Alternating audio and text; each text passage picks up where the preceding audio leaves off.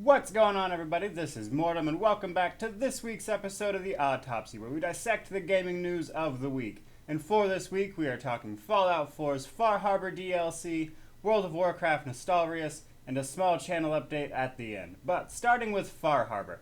Far Harbor is the last planned DLC for Fallout 4. The first two having just added game mechanics. Tomatron did add a few quests, and I believe so did Wasteland Workshop. I didn't try that one personally. But Far Harbor is the first story-oriented DLC for Fallout 4. That's the entire point. You go with Nick Valentine to help search for someone's lost daughter on an island off the Commonwealth called Far Harbor. And it spins out of control from there. And you can tell by the trailer that they're dark and scary is kind of what they're going for. I don't want to say noir, but like an investigative mystery, if you will. Seems to be the kind of drama involved in it. It looks good. It's coming out May 19th. I believe it's $10 right in there. Either way, I'm looking forward to it. Moving on, World of Warcraft Nostalrius. That is what we're talking about specifically. On the off chance you haven't heard about all the drama, a private server team was running a server called Nostalrius. It was a legacy vanilla server. It was very active. It had almost 1 million total accounts, with 125,000 of those being very active. Blizzard shut it down in an effort to protect their IP, which they were well within their legal rights to do. Not something I have a problem with.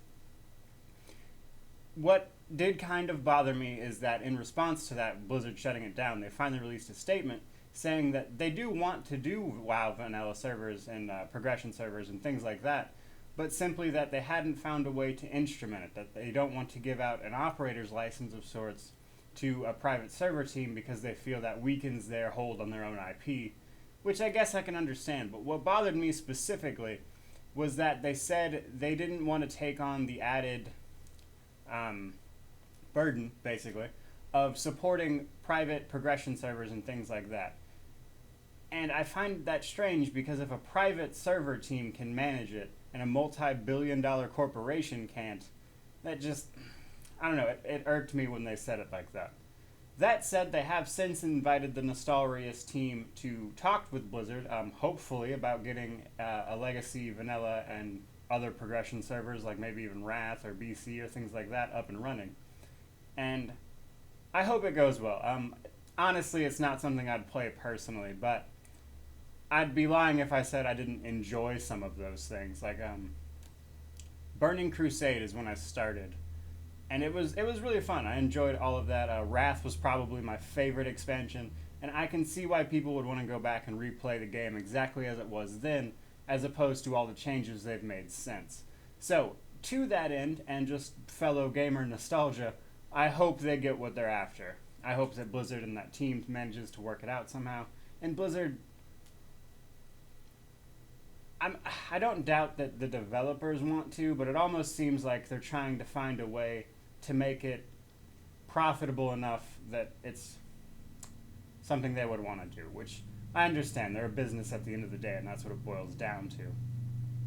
But at the same time, it would be nice to me, at least, to hear them say that, you know what, we're just going to do this because that's what the people want, even if they can't find a way to make enormous amounts of money off of it like they have the actual game. But again, that's not how the world works. They're a business at the end of the day, and they're out to make money. So while it is disappointing to me, that is just kind of the way it goes.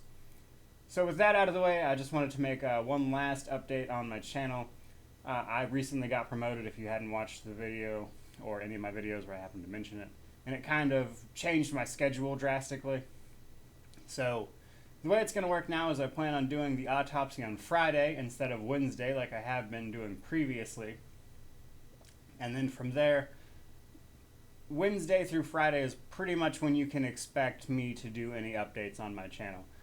With this promotion, I'm working the same amount of hours, but they're kind of squished together, so the days I do work, I basically don't have time to do much of anything else, especially get these videos edited and everything else. So you're kind of just going to have to expect those updates on the later half of the week there, Wednesday through Friday, like I said. But with that, enough of my rambling. There we go. We've dissected the gaming news of the week. I hope you guys enjoyed it. If you did, please subscribe. But otherwise, I hope you have a great day.